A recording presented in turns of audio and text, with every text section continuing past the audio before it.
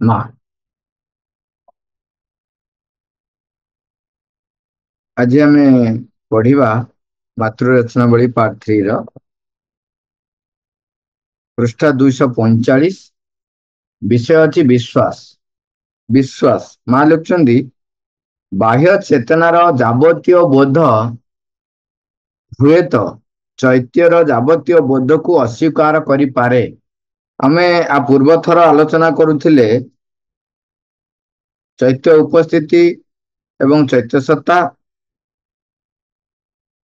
ସେଥିରେ ଆମେ ଗୋଟିଏ କଥା ସ୍ପଷ୍ଟ ହେଲେ ଯେ ଆମ ଭିତରେ ଭଗବାନଙ୍କର ବା ପରମଙ୍କର ଯୋଉ ବୀଜଟି ରହିଛନ୍ତି ସେ ହଉଛନ୍ତି ଆମର ଆତ୍ମା। ଆତ୍ମାକୁ କେନ୍ଦ୍ର କରି ଆତ୍ମାକୁ କେନ୍ଦ୍ର କରି ଯୋଉ ଯୋଉ ଘଟଣା ଗୁଡ଼ିକ ଘଟିଥାଏ ସେଗୁଡ଼ାକ ଧୀରେ ଧୀରେ ରୂପାୟନ ନିଏ ଏବଂ ସେଇ ରୂପାୟନର ପରିଣତି ହୁଏ ଚୈତ୍ୟ ଉପସ୍ଥିତି। ତାପରେ ଚୈତ୍ୟ ଉପସ୍ଥିତି ଅଧିକରୁ ଅଧିକ ରୂପାୟିତ ହେଲେ ସିଏ ଏକ ବ୍ୟକ୍ତିତ୍ୱରେ ପରିବର୍ତ୍ତନ ହୁଏ। ସେତେବେଳେ ତାହାକୁ ଚୈତ୍ୟ ସତ୍ତା ଆମେ କହୁ। ଏବଂ ସେଥିରେ ମଧ୍ୟ ସେ କହିଥିଲେ ଯେ ସେତେବେଳେ ଉପରୁ ଯୋଉ ଉଚ୍ଚତର ଶକ୍ତି ଯେତେବେଳେ ଅବତରଣ କରେ ତାକୁ ତଳୁ ಈ ଚୈତ୍ୟ ସତ୍ତା ହିଁ ତାକୁ ଉତ୍ତର ଦିଏ ବା ତାକୁ ଗ୍ରହଣ କରେ।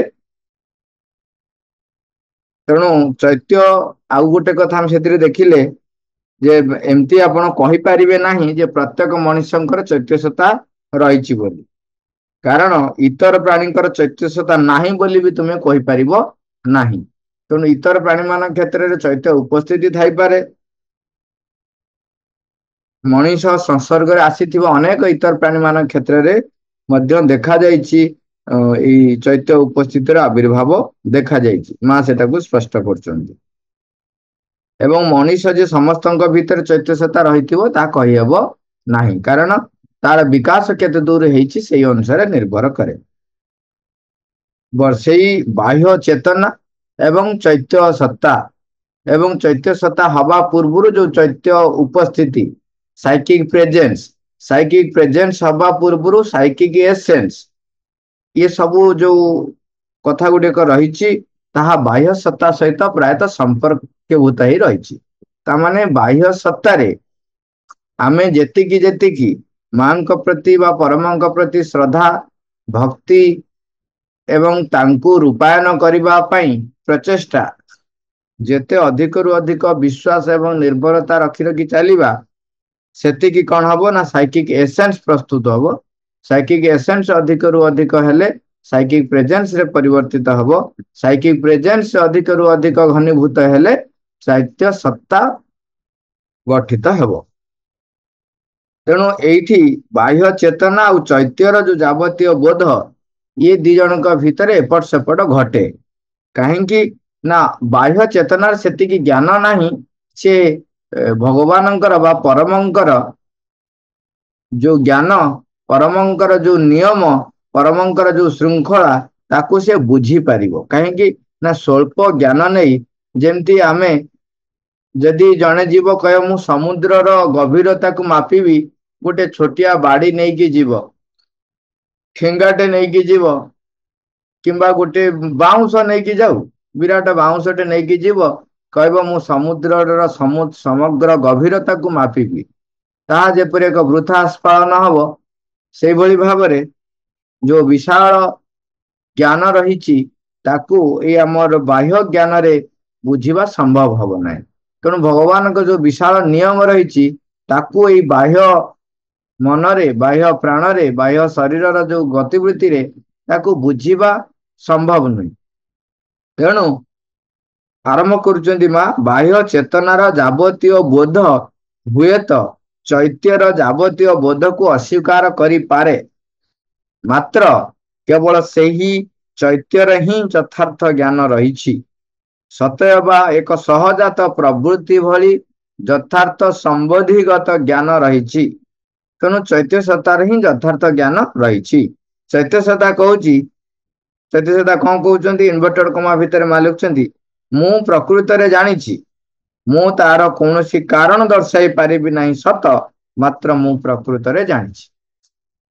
ଯେତେବେଳେ ଆଉ କଣ ହୁଏ ଏଠି ଯୋଉ କଥା କହୁଛନ୍ତି, ଚୈତ୍ୟ ସତ୍ତା ଜ୍ଞାନ ଜାଣିଥାଏ, କିନ୍ତୁ ବାହ୍ୟ ସତ୍ତା ପାଖରେ ତାକୁ ବୁଝେଇଲା ଭଳିଆ ସେ ପ୍ରମାଣ ଯୋଗାଡ଼ କରିପାରେ ନାହିଁ। ବେଳେ ବେଳେ ଆପଣ ଚିନ୍ତା କରନ୍ତୁ, ଗୋଟେ ଛୋଟ ଛୋଟ କଥା ଭାବନ୍ତୁ। ଘରର ଗୋଟେ ବିରାଟ କଳି ହେଇଯାଇଛି, ଆପଣଙ୍କ ଅଫିସର ଘଟଣାକୁ ନେଇକିରି ଯୋଉ ଘଟଣାଟି ଘଟିଛି, ଗୋଟେ ବିରାଟ କଳି ହେଇଯାଇଛି, ଝଗଡ଼ାଝାଟି ହେଇଯାଇଛି। ସେଇ କଥାଟିକୁ ଆପଣଙ୍କ ଘରେ ଥିବା ଛୋଟ ପିଲାଟିଏ, ଯାହାକୁ ମାତ୍ର 4 ବର୍ଷ, ତାକୁ ବୁଝେଇବେ କେମିତି? କିମ୍ବା ଆଉ ଗୋଟେ କଥା ଭାବନ୍ତୁ, ବର୍ତ୍ତମାନ ଆପଣ ଧରାଯାଉ ଇକୋନୋମିକ୍ସ ଧରିଛନ୍ତି ବା ଭାରତର ଅର୍ଥନୀତି ବିଷୟରେ ଧରିଛନ୍ତି, କିମ୍ବା ଗଣିତରେ ଯୋଉମାନେ ସାଇନ୍ସ ପଢୁଛନ୍ତି ବା ମ୍ୟାଥମେଟିକ୍ସ ପଢୁଛନ୍ତି, ଯୋଉ କମର୍ସ ବି ପଢୁଛନ୍ତି, ତାଙ୍କର ଯୋଉ ଗଣିତର ଧରାଯାଉ ଇଣ୍ଟିଗ୍ରେସନ କାଲକୁଲେସନ ର ଯୋଉ କାଲକୁଲେସନ ଇଣ୍ଟିଗ୍ରେସନ ଡିଫରେନ୍ସିଏସନ ଆପଣ ଧରିଛନ୍ତି। ଗୋଟେ 2.5 ବର୍ଷର ଛୁଆକୁ କେମିତି ଆପଣ ବୁଝେଇବେ? इंटीग्रेशन लिखा है e to the power x, e to the power x द्वारा जो डिफरेंशिएशन करा d differentiation of e x with respect to d x केते हबो एतिकी बाहरी ताकू कौन बुझेबे 2.5 वर्षर छुआटी को। से भाव में कौन हुए, चैत्य सत्ता जानी थाए, तेणु सी कहे मु जानी, किंतु तार कारण दर्शाई पारि ना, किंतु मु जानी। मालुक्षण से चैत्य सत्ता कहूँ कौन ना, मु प्रकृत में जानी, मु तार कौन कारण दर्शाई पारि ना सत, मात्र मु प्रकृत में जानी। कारण ताहार ज्ञान आदौ एक मानसिक ज्ञान नुहे, सही ज्ञान बाह्य अनुभव को आश्रय करी रही न थाए, किंबा ताहाकु सत्य बोली प्रमाणित करी हुए नाही। मन आमर बाहर ज्ञान को लेकिन बुझिब, तार सामर्थ्य होची सेतिकी, एवं प्रमाण से कहब जे प्रमाण जदि नाही किछि नहीं। तेणु किंतु चैत्य सत्ता ये मानसिक ज्ञान नहीं करी तार किछि ज्ञान से किछि ग्रहण करे नाही। आपण गोटे सामान्य कथाटे चिंता करंतु, आमे एबे रामायण कथा सुनी देइछंती बोली, आमे आग पछ सब देखी देइछंती बोली, तेणु आमे कहि दउछु, किंतु टिके सेही समय को आमे जीवा जेतेबेले कैकेयी दशरथ को वर स्वरूप मागी देइछंती जे श्रीरामंकर 14 वर्ष वनवास, से समय से स्थिति को आपण चलतु। को व्यक्ति एमती थिवो सी बुझी पारिबो जे ये जो वनवास मागिचंती ताहा जगतर हित साधन पाई। से समय रे किए से कैकेयी को दुष्टा नारी बोली न कहिबो। आमे जो माने साधारण ज्ञान रे रहिचंती, वशिष्ठ बड़ी महर्षि से तांका कथा छाड़ दियो, से माने तो ज्ञान जानी एटी हूँ फरक। वशिष्ठ ऋषि जेहेतु भगवान सहित एकीभूत होकर रही, तेणु कौन कौन घटी तार से जो ज्ञानटी से जोटा जानी पार्चंती बाहर लोक केमती बुझेबे कह, से तो किसी देखी ना कौन घटो कौन ना। जदि भी से समय कई कहीदेव जे सीता चोरी हेबे, तेबे किए से छाड़िब कह सीता को। किंतु सीता जदि वनवास को न जाउछंती, सीता जदि चोरी न होउछंती, रावण को बद्ध करा जीव केमिति? केवल रावण तो एका बद्ध हेले हबनी, रावण को एका बद्ध करिवार थिले किंबा सीता को प्राप्ति करिवार थिले बाली को बद्ध करि न थांते। किंतु बाली जे नारी शक्ति को अपमानित करिसंती, सान भाईर नहीं कि सान भाईर पत्नी को छाड़ी नाहंती, तेणु सी नारी शक्ति को अपमानित करछंती। तेणु इतर प्राणीकर से जो विवर्तन हब, जदि से भगवान को हाथ जदि बद्ध न हुए ताले मुक्ति केमती हब? जदि कहीं बालीकर सामर्थ्य थिला, बाली कहउचंती जे तुमे जदि मो सहित मित्रता करिथांत ताहले मु रावण को कहिथांती से आनी तम पत्नी को छाड़ दे जाइथांता। सेठी भी श्रीराम कहि नांती जे मु आसीची कोन पय से कहि नांती। से चाहिए कही पारि अरे बापा तू जानू मुझे से बध करी बोली तू जदि आनी कहबू से दे ताले सेकेंड मर कहीं रावण मर केवल एका रावण तो मरले हबनी रावण सहित जेते जन सत्य को विरोध करिसंती समस्ते नाश जीवे। जदि बाली आणिकी देई सीता को ताले लाभ हब कौन जो कामटा करा जो भविष्यतर केते दृष्टिकोण रही ताकू से स्थिति रे थिबा व्यक्ति बुझी पारिबो कि से स्थिति रे थाई कि केई बुझी पारिबे नाही समान से स्थिति रे किंतु उच्चतर स्थिति को जतबे आपण जीवे सेठी यथार्थ ज्ञान रही सेठी आमे बुझी पारिबा। तेणु एठी सेति पय कहउचंती जेतेबेले आमे चैत्य सत्तार जो ज्ञान जे चैत्य सत्ता जो ज्ञान प्राप्त करे ताकू बाह्य मन पाखरे से बुझाई पारे नाही कारण यह मानसिक ज्ञान नुहे से मन को लेकिन चैत्य ज्ञान हासिल करना यह ता भितरे एक स्वभावतः संबोधिगत ज्ञान। तेणु चैत्य कौन सी कथा को प्रमाण पाई सारे जे चैत्य कौन सी कथा को सत्य बोली विश्वास करे से कथा आदौ नुहे से विश्वास करे अविश्वास कर तार किसी ना कहीं से तो देखुची ज्ञान तेणु ताकू ही से विश्वास करे। तेणु ता पाखरे प्रमाण दरकार हुए हेले से यह विश्वास करिवो। विश्वास कहले से आत्मार क्षेत्र ही एक क्रियात्मकता को बुझाए। आत्मार ज्ञान सर्वथा स्वतः प्रेरित एवं अपरोक्ष होई रही थाए एपरिकी जदि सारा पृथ्वी अस्वीकार करुथाए एवं तार विरुद्ध हजारटा प्रमाण भी आनी काढ़ी देउथाए तथापि आपणार एक अंतर्गत ज्ञान द्वारा प्रेरित होई ही ताहाकू सत्य बोली जाने एक अपरोक्ष अनुभव द्वारा ताहाकू सत्य बोली जाने जहाकी जे कोनोसी अन्य प्रमाण सम्मुखरे मध्य आपना को बलवत्तर रखी पारे। यही बोधटी हेउची एकात्मक होई रहिबा द्वारा उपलब्ध बोध जे अंतरात्मा भगवान सहित परम सहित तार सीधा सड़क संपर्क रही सी जो बोधटी पाई से जो सत्यटी पाई से सत्य विरुद्ध रे जेते प्रमाण आनी रख से ताको स्वीकार करिवो नाही से सही सत्य को धरिकी रहिवो कारण सी तमे जेते प्रमाण दियो ना कहीं से जानी जे भवि फाइनल कौन घटिवो फाइनल कौन घटिवो से जानी श्रीकृष्ण महाभारत युद्ध रे अभिमन्यु को हत्या करने को माने हत्या हवा पाई छाड़ी देइचंती कारण से जानी चंती ता पर कौन हबो जदि अभिमन्यु बध न होउची तेबे ता पर केते गुडे रही जेमिति कि द्रोण को बद्ध करबा पई पड़िबो द्रोण को बद्ध करबा सहज नुही अन्याय उपाय रे द्रोण को बद्ध हेबे अन्याय उपाय रे द्रोण को बद्ध हेबे किंतु आगो आमे अन्याय करि नाहु बोली प्रमाण देखेबे गोटे छोटिया कथा रे खाली गोटे फ्रिक्शन डे कहूच तेणु जेहेतु अभिमन्यु को सब कई मारी पारिबे नहीं अभिमन्यु जो भलिया वीर ताकू कई पारिबे नहीं एका लड़ाई कले सप्तरथी मिसिकरी मारले जोटा कि युद्धर नियम विरुद्ध युद्धर जोटा नियम विरुद्ध गोटे छोट पिलाटी को जेते बेले महामहारथी बद्ध करुचंती नियम बाहर को जाई तेणु तापरे युद्धर नियम ध्वस्त हो गला जो नियम भीष्म उपस्थित रे भीष्म थिले तांकर सेनापति पितामह भीष्म तांकर सेनापति थिले एपटे धृष्टद्युम्न तांकर सेनापति समस्त उपस्थिति रे अन्य महारथी उपस्थिति रे जो नियम पालन नियम युद्ध रे पालन करा जे बोली करा जायतिला से नियमटी सेठी से माने ध्वस्त करदेले ता पूर्व भी नियम ध्वस्त करिसेंती किंतु से सेटा पुन अति माने अतिशयोक्ति हे गला तेणु तापरे युद्ध रे जेतर कौन सी नियम रहिला नाही तेणु वर्तमान जे जाक मारि पारियो जेमति मारि पारला तेणु आत्मा एकात्मकतार सत्य को से जाने तेणु ता पाखरे तमे हजार प्रमाण दियो किछि फरक पड़े नहीं।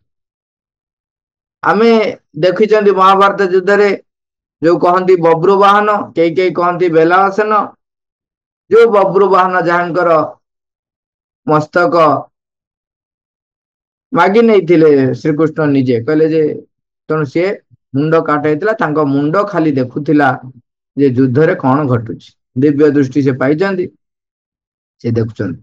ତାଙ୍କୁ ଯେତେବେଳେ ପଚାରୁଛନ୍ତି ଯେ ଯୁଦ୍ଧରେ କିଏ କାହାକୁ କେତେ ମାରିଛି, ଇଏ କହୁଛନ୍ତି କେହି ମାରି ନାହାନ୍ତି, କେବଳ ସୁଦର୍ଶନ ଚକ୍ର ଏପଟରୁ ଯାଇକି ସେପଟରେ ମାରୁଛି, ସେପଟରୁ ଆସିକି ଏପଟରେ, କେବଳ ସୁଦର୍ଶନ ଚକ୍ର ହିଁ ମାରୁଛନ୍ତି। ଏବଂ ଯଦି ଦେଖାଯାଏ ଯୋଉମାନେ ସବୁ ମରିଲେ ସେମାନେ ଅଲରେଡି ଆଗରୁ ମରି ସାରିଥିଲେ, କେବଳ ସମୟ କାହାକୁ କେତେ ସମୟ ଲାଗିଲା। ସେ କହିଲେ ଯୋଉମାନେ ଯୁଦ୍ଧରେ ମୃତ୍ୟୁବରଣ କଲେ, ପ୍ରଥମ କହିଲେ ସୁଦର୍ଶନ ଚକ୍ର ହିଁ ଚାରିପଟ ମାରିଛି, ଏପଟେ ମାରୁଛି ସେପଟେ ମାରୁଛି। ତାପରେ ଯେତେବେଳେ ତାପରେ ପ୍ରଶ୍ନ କରା ସେ କହୁଛନ୍ତି ତମେ କଣ ଭାବୁଛ ସେ ମରି ନଥାନ୍ତେ? ସିଏ ଅଲରେଡି ମରି ସାରିଛନ୍ତି, କେବଳ ସମୟ ଲାଗୁଥିଲା ଇଏ କେତେବେଳେ ଯିବ, ଏବଂ ଯାହାର ଯୋଉଭଳି ଭାବରେ କାର୍ଯ୍ୟ କରିଛି ସେଇଭଳି ଭାବରେ ଦୃଷ୍ଟାନ୍ତ ପାଇଁ ତାକୁ ମରା ଯାଉଥିଲା। ସାଧାରଣ ଲୋକଙ୍କ ପାଇଁ ଦୃଷ୍ଟାନ୍ତ ଦିଆଯିବ ବୋଲି ଯିଏ ଯୋଉ ଭଳିଆ କର୍ମ କରିଛି ସେଇଭଳିଆ ଏଠି ସେ ମୃତ୍ୟୁ ଲଭୁଥିଲା। କିନ୍ତୁ ସେମାନେ ଅଲରେଡି ମରି ସାରିଛନ୍ତି, କେବଳ ରୂପ ନବା ପାଇଁ ସମୟ ଲାଗୁଥିଲା। ଯାହା ଯଦି ବବ୍ରୁବାହନଙ୍କୁ ବା ବେଲାଳସେନଙ୍କୁ ଯଦି ଆଗରୁ ପଚରା ଯାଇଥାନ୍ତା ଯେ କହିଲୁ ବାପା କିଏ କିଏ ବଞ୍ଚିଛନ୍ତି ବା କିଏ କିଏ ମରିବେ, ସେ ସବୁ ଗାଇ ଦେଇଥାନ୍ତା, କାରଣ ତାକୁ ଦେଖାଯାଉଛି ଅଲରେଡି କିଏ କିଏ ମରି ସାରିଛନ୍ତି। ତେଣୁ ତା ପାଖରେ ତମେ କହିବ କଣ ହେଲା? ପିତାମହ ଭୀଷ୍ମ ଯିଏ ଇଚ୍ଛା ମୃତ୍ୟୁ ବର ପାଇଛନ୍ତି ସେ ବି ମରିଯାଇଛନ୍ତି। ସେ କହିବ ହଁ, ଏଇଠି ଆମ ମନ ବୁଝିପାରିବ। ଆରେ ସେ ଇଚ୍ଛା ମୃତ୍ୟୁ ବର ପାଇଛନ୍ତି ଏକରେ, ଦ୍ୱିତୀୟ କଥା ହେଲା ପରଶୁରାମଙ୍କର ସେ ଶିଷ୍ୟ, ଶିବଙ୍କ ଠାରୁ ସେ ବି ଯୁଦ୍ଧ ବିଦ୍ୟା ଶିଖିଛନ୍ତି, ସବୁ ପ୍ରକାର ଦିବ୍ୟାସ୍ତ୍ର ତାଙ୍କ ପାଖରେ ରହିଛି। ସମଗ୍ର ଆର୍ଯ୍ୟବର୍ତ୍ତରେ ସେତେବେଳେ କେହି ନଥିଲେ ଯିଏ ଭୀଷ୍ମଙ୍କୁ ପରାଜୟ କରିପାରିବ ଯୁଦ୍ଧରେ। ସିଏ ଯେ ମାନେ ମୃତ୍ୟୁ ଲଭିବେ ଏକଥା କିଏ ବିଶ୍ୱାସ କରିପାରିବ?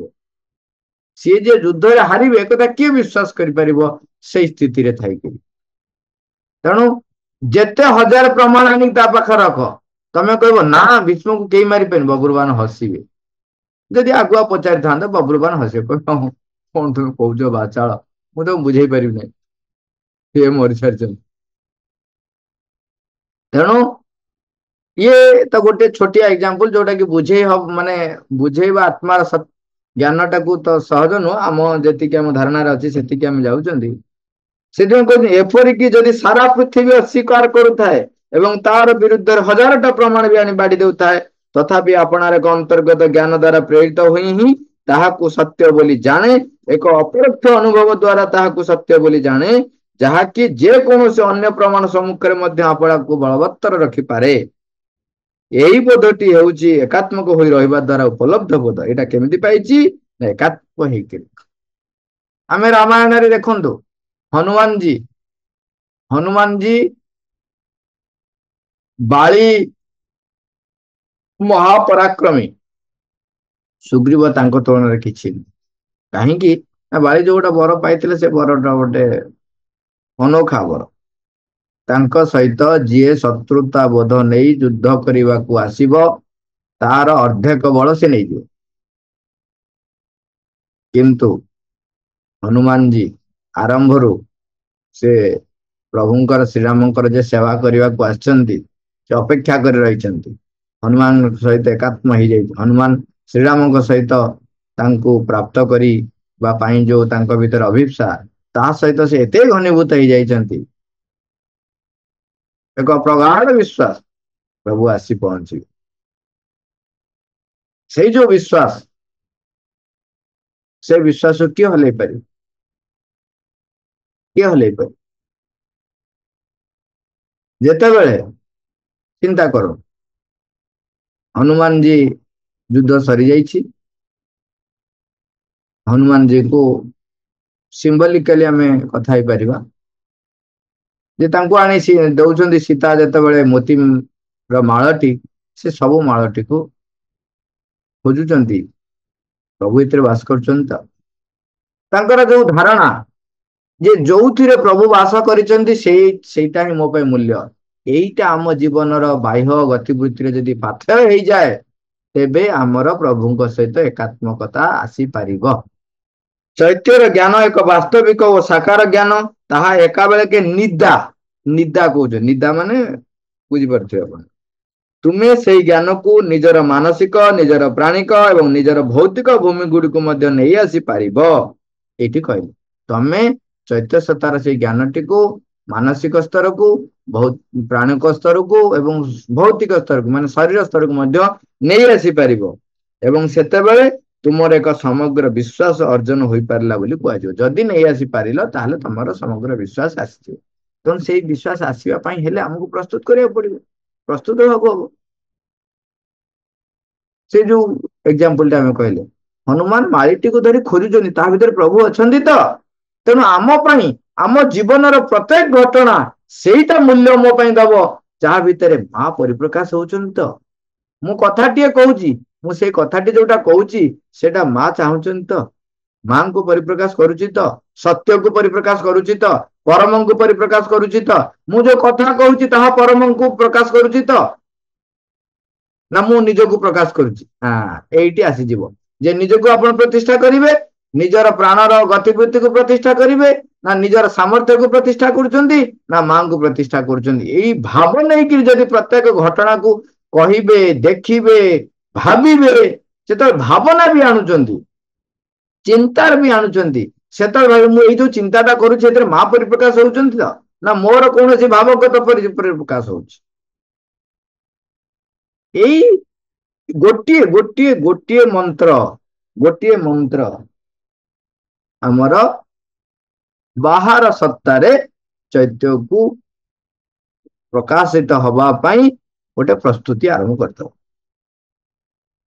ସେଇ ବିଶ୍ୱାସ ଯେତେବେଳେ ଆମର ଚୈତ୍ୟ ସତ୍ତାର ଜ୍ଞାନ ଶରୀରରେ, ପ୍ରାଣରେ, ମନରେ ପରିପ୍ରକାଶ ହବ, ଯୋଉ ବିଶ୍ୱାସ ଆମ ଭିତରେ ପ୍ରସ୍ତୁତ ହବ, ମା ଲେଖୁଛନ୍ତି ସେଇ ବିଶ୍ୱାସ ପର୍ବତକୁ ମଧ୍ୟ ଟଳାଇ ଦେଇପାରିବ। ସେଇ ଯୋଉ ବିଶ୍ୱାସ ଆସିବ ପର୍ବତକୁ ମଧ୍ୟ ଟଳାଇ ଦେଇପାରିବ। ମାତ୍ର ସେଥିଲାଗି ତୁମର ସତ୍ତା ଭିତରେ ଏପରି କୌଣସି ଉପାଦାନ ନଥିବ ଯାହାକି ବାହାରକୁ ବାହାରି ଆସି, ନା ଏକ କଥା ମୋଟେ ସେପରି ନୁହେଁ। ଏଇଟାକୁ ଇନଭର୍ଟେଡ କମା ଅଛି। ତା ମାନେ ଆମ ସତ୍ତା ଭିତରେ କୌଣସି ଅଂଶ ବି ଯେ ନଥିବ ଯେ ବାହାରକୁ ଆସି କହିବ ନା ନା ଏଟା ସେପରି ମୋଟେ ନୁହେଁ, ଯେମିତି କୌଣସି ଅଂଶ ନ ରହିଥାଏ।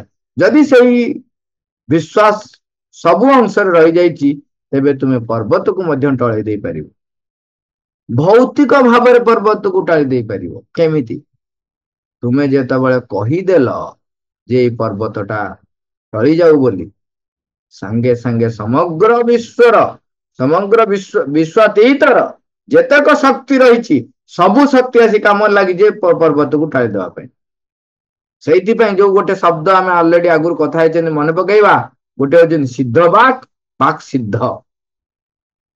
ଆମେ ଜାଣୁଛନ୍ତି ଯୋଉମାନେ ସିଦ୍ଧ ବାକ୍, ସେମାନେ ଯଦି କୌଣସି ପାଟିରୁ କିଛି କଥା ବାହାରିଗଲା ତେବେ ସେ କଥା ନିଶ୍ଚୟ ଫଳିଯାଏ। କାହିଁକି? କାରଣ ହଉଛି ତାଙ୍କ ପାଟିରୁ ସେଇ କଥା ବାହାରିବ ଯୋଉଗୁଡାକ ଭଗବାନ ଚାହାନ୍ତି ପରିପ୍ରକାଶ ହବା ପାଇଁ, ବା ଅଲରେଡି ସୂକ୍ଷ୍ମ ଜଗତରେ ହେଇଯାଇଛି, ସ୍ଥୂଳରେ କେବଳ ହବା ପାଇଁ ସମୟ ଅପେକ୍ଷା କରିଛି, ସିଏ ସେଇଟା ତାଙ୍କ ପାଟି ଦେଇକି ବାହାରେ। ବାକ୍ ସିଦ୍ଧ, ବାକ୍ ସିଦ୍ଧ ହେଲେ ବି ସେଇ କଥା ହେଇଯାଏ। କଣ ହେଇଯାଏ? ଯିଏ ବାକ୍ ସିଦ୍ଧ ହାସଲ କରିସାରିଲାଣି ତାଙ୍କ ପାଟିରୁ ଯଦି ବାହାରିଗଲା ତେବେ ତାହା ହିଁ ରୂପାୟିତ ହବା ପାଇଁ ଶକ୍ତି ମାନେ କାମରେ ଲାଗିଯାନ୍ତି। ଆପଣ ଚିନ୍ତା କରନ୍ତୁ, ଶିବ କହିଲେ ରାବଣ ହଉଛନ୍ତି ମୋର ସବୁଠାରୁ ପରମ ଭକ୍ତ। ଚାହିଁଥିଲେ କଣ ତାଠାରୁ ଯେତେବେଳେ ଭଗବାନ ଅନ୍ୟ ଭଗବାନ ଯେତେବେଳେ ଅବତାର ଗ୍ରହଣ କରୁଛନ୍ତି ସେତେବେଳେ ସେ କଣ ତାଠୁ ବଡ ଭକ୍ତ ହେଇପାରିନଥାନ୍ତେ? ନା, ଶିବ ଯେହେତୁ କହିଦେଇଛନ୍ତି ତାଙ୍କ କଥାକୁ ମାନ ରଖିବା ପାଇଁ ରାବଣ ଯୋଉ ସ୍ତୁତି କରିଛି ତାଠାରୁ ଆଉ ଅଧିକ ସ୍ତୁତି ବା ତାଠାରୁ ଅଧିକ ଭାବବ୍ୟଞ୍ଜକ ତୃପ୍ତି ବା ସ୍ତୁତି କେହି କରିଲେ ନାହିଁ।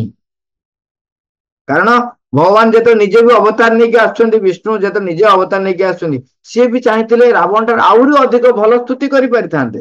ତାଙ୍କର ତ ସାମର୍ଥ୍ୟ ଅଛି ନା, କିନ୍ତୁ ସେ କଲେ ନାହିଁ। କାରଣ ଯେହେତୁ ମହାଦେବ କହିଦେଇଛନ୍ତି ତେଣୁ ତାଙ୍କ କଥାଟାକୁ ରଖିବାକୁ ପଡିବ, ରଖିବାକୁ ପଡିବ। ତେଣୁ ଯେତେବେଳେ ଆମ ଭିତରେ ସେଇ ବିଶ୍ୱାସ ଆସିଯିବ ତେବେ ସେ ବିଶ୍ୱାସ ଫଳେଇ ଦେଇ ପାରିବ। କାରଣ ଆମେ ଯଦି ଆମ ଛୋଟ ମନରେ ବୁଝିବା ଯେ ଯେହେତୁ ଭଗବାନ ସହିତ ଆମେ ଏକାତ୍ମ ହେଇଯାଇଛନ୍ତି, ତେଣୁ ଆମ ଯଦି ବିଶ୍ୱାସ ହେଇଗଲା ତେବେ ତାକୁ କାର୍ଯ୍ୟରେ ପରିଣତ କରିବା ପାଇଁ ସବୁ ଶକ୍ତି ଲାଗିଯିବେ। ଆରେ ଆମେ ଭଗବାନ ସହିତ ଏକ ହେଇଯାଇଛନ୍ତି, ତେଣୁ ଆମ ଭିତରେ ଯଦି ବାହାରିଲା ମାନେ ଆକ୍ଚୁଆଲି ଭଗବାନ ଚାହିଁବେ ସେଇଟା। ଯଦି ଭଗବାନ ଚାହିଁଲେ ହିଁ ଆମ ଭିତରେ ବାହାରିବ, ତେଣୁ ଭଗବାନଙ୍କର ଯେତକ ଶକ୍ତି ସବୁ ଭଗବାନଙ୍କ ବ୍ୟବହାର କରୁଛନ୍ତି, ସବୁ ଚାଲିବ। କିନ୍ତୁ କେହି କେହି ଲୋକ କଣ କରନ୍ତି, ତାକୁ ଗୋଟେ ଆଉ ଗୋଟେ ୱେରେ ଅପୋଜିଟ ୱେରେ ନିଅନ୍ତି। ଏଇ ସ୍ଥିତିରେ ନଥାଇକି ମଧ୍ୟ ସିଏ କୁହନ୍ତି, ମୁଁ ଯୋଉଟା କହୁଛି ନା ଭଗବାନ ଚାହୁଁଥିଲେ ବୋଲି ସିନା ମୋ ପାଟିରୁ ବାହାରି ପଡିଲା, କଥାରେ କହିଦେବେ, କହିଦେଇଛନ୍ତି। ଆରେ ଭଗବାନ ନ ଚାହିଁଲେ ମୋ ପାଟିରୁ କେମିତି ବାହାରିଥାନ୍ତା? ଇଏ ହଉଛି ଏକ କେବଳ ବାହ୍ୟ, ଆଉ ଏହା ଆନ୍ତରିକ ନୁହେଁ। କାରଣ ଏହା ଆନ୍ତରିକ ହୋଇପାରିବ ନାହିଁ। ଆନ୍ତରିକ ଯଦି ହେଇଥାନ୍ତା ସେ କେବେ କହିବି ନଥାନ୍ତେ ଯେ ଭଗବାନ ଚାହିଁଛନ୍ତି ବୋଲି ମୋ ପାଟିରୁ ବାହାରି ପଡିଲା ବୋଲି, କେବେ କହିନଥାନ୍ତେ। କାରଣ ଭଗବାନ ସହିତ ଯେ ଏକାତ୍ମ ହବ ସେ ତାଙ୍କର କହିଲେ ମାନେ କହିଲେ, ଯଦି କହିବାର ନାହିଁ କହିବାର ନାହିଁ, କିଛି ନାହିଁ, ନିରବ ଶାନ୍ତ। ଯାହାକି ବାହାରକୁ ବାହାରି ଆସି ନା ଏକଥା ମୋଟେ ସେପରି ନୁହେଁ ବୋଲି କହିବାକୁ ମନ କରୁଥିବ, ବା ଏକ ପରୀକ୍ଷା ଲାଗି ତୁମକୁ କହୁଥିବ, ଏତେ ଟିକିଏ ଅନ୍ଧବିଶ୍ୱାସ ଦ୍ଵାରା ମଧ୍ୟ ତୁମେ ସବୁ କିଛିକୁ ନଷ୍ଟ କରିଦେଇ ପାରିବ। ଆମର ବିଶ୍ୱାସ ପୂର୍ଣ୍ଣ ଏବଂ ଅବିଚଳ ନ ହୋଇ ପାରିଲେ ପରମ ସର୍ବୋଚ୍ଚ ସତ୍ତା ପ୍ରକାଶିତ ହୋଇପାରିବେ କିପରି? ଆମର ବିଶ୍ୱାସ ଯଦି ପୂର୍ଣ୍ଣ ଏବଂ ଅବିଚଳ ନ ହେଇଛି, ତାହେଲେ ପରମ ସର୍ବୋଚ୍ଚ ସତ୍ତା ସତ କଥା କେମିତି ପରିପ୍ରକାଶ ହେବେ? କାହିଁ ସେ ତ ସବୁବେଳେ ନିଜେ ପ୍ରଶ୍ନ ଉଠେଇଦବ। ନହେଲେ କିନ୍ତୁ ଯଥାର୍ଥ ବିଶ୍ୱାସ ସର୍ବଦା ହିଁ ଏକ ଅବିଚଳ ବିଶ୍ୱାସ ହୋଇ ରହିଥାଏ। ତାହା ସ୍ୱଭାବତଃ ଅବିଚଳ ହୋଇ ରହିଥାଏ, କାରଣ ତା ନହେଲେ ତାକୁ ମୋଟେ ବିଶ୍ୱାସ ବୋଲି କୁହାଯିବ ନାହିଁ। ଆମେ ଆପରେ ଆଲୋଚନା କରିବା ଯେ ମନ ପ୍ରାଣ ଶରୀର ଏଇ ଚୈତ୍ୟ କ୍ରିୟାତ୍ମକୁ କେମିତି ଅନୁସରଣ କରିବେ, କେମିତି ସେ ବିଶ୍ୱାସଟି ଅବିଚଳ, ତାକୁ ଆମେ ଆସନ୍ତାକାଲି ଆଲୋଚନା କରିବୁ। ମା ମା, ଥ୍ୟାଙ୍କ ୟୁ ଅଲ୍।